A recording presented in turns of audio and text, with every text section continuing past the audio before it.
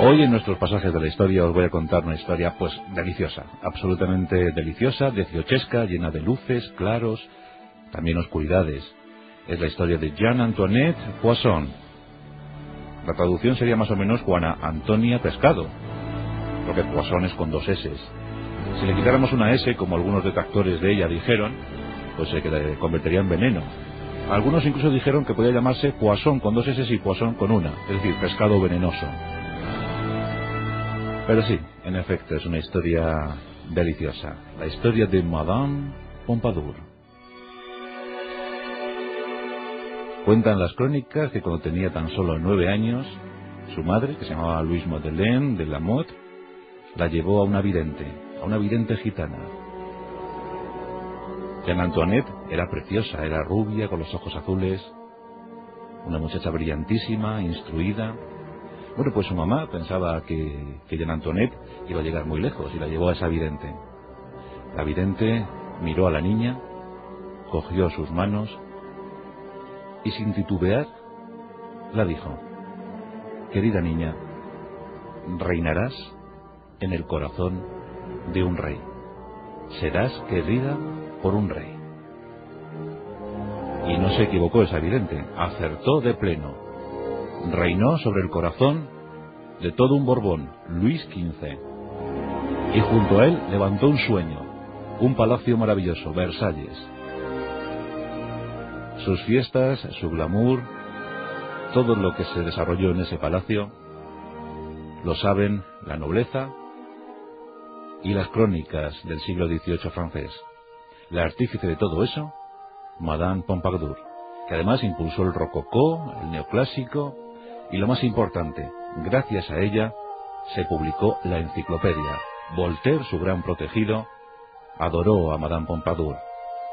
Y aunque en la enciclopedia se apostaba por el raciocinio de los humanos, por ejemplo se decía que los reyes no tenían procedencia divina, eso afectó mucho a los Borbones, pero Madame Pompadour, clara como ninguna, clarividente como pocas, a lo mejor influenciada por aquella vidente gitana, apostó decididamente por Voltaire y porque se publicara en 1752 la enciclopedia.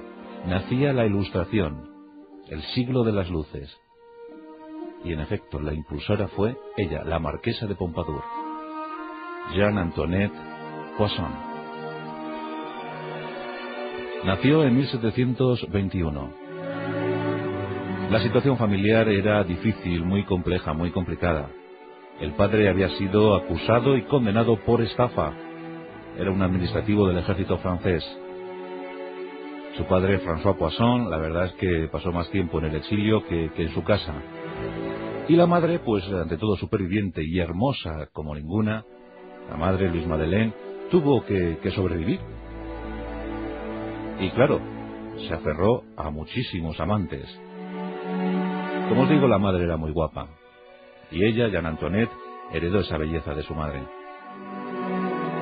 Y gracias a la tutela, gracias al dinero de sus amantes, fue dando la mejor educación de la época a su pequeña, a su niña.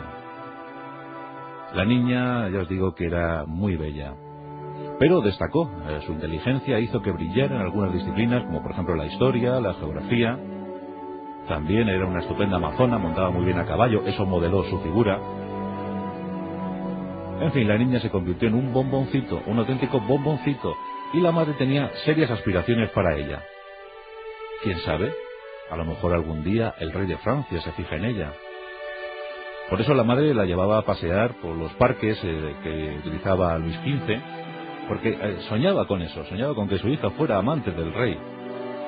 Ella, como amante de otros hombres importantes, otros notables de Francia, pues no le había ido nada mal y había conseguido darle la mejor educación a su niña.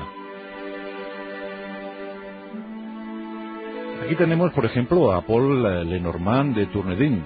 Bueno, pues Paul, amante de Louise Madeleine, dio mucho dinero para que la niña estuviera becada a los mejores colegios.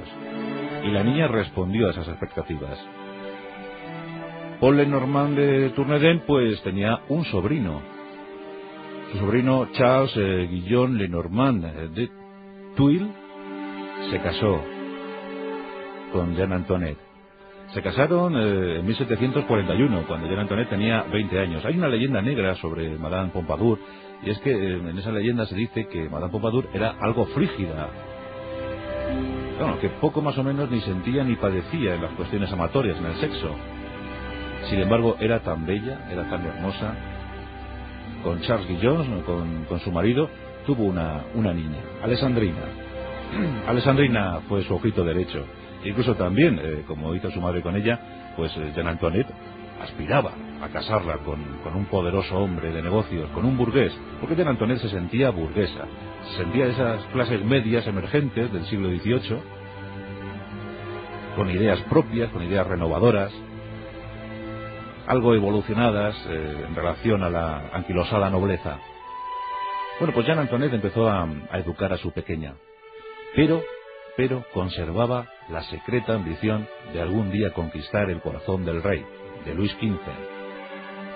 Y aquí es cuando entra en escena Luis XV. Nos encontramos en el año de 1745. Jeanne Antoinette tiene 24 hermosísimos años. La amante oficial del rey ha fallecido hace pocas fechas. Y el rey ha organizado un baile de disfraces. Todas las mocitas de París aspiran a ser amantes oficiales del rey. Eso daba un montón de privilegios, una buena posición, respetadísimas, admiradas y queridas.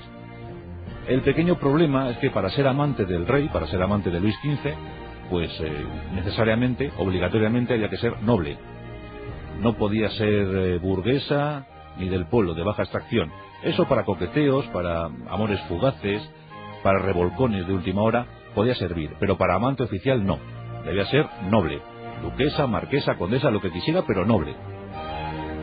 Claro, ese requisito no lo cumplía Jeanne Antoinette. Solo contaba con su melena rubia, con sus ojos azules y con su brillantez intelectual. En consecuencia, aquí tenemos este baile de disfraces que, por cierto, estaba abierto a todo el mundo, no se precisaba invitación, y eso fue aprovechado por las bellezas de París. Pues Jeanne Antoinette se presenta disfrazada. Y en un momento dado del baile empiezan los rumores, empiezan los cuchicheos. Parece que se acerca Luis, parece que se acerca el rey de Francia. La confusión fue total, porque no solo apareció el rey, sino con él otros 7 disfrazados de igual manera.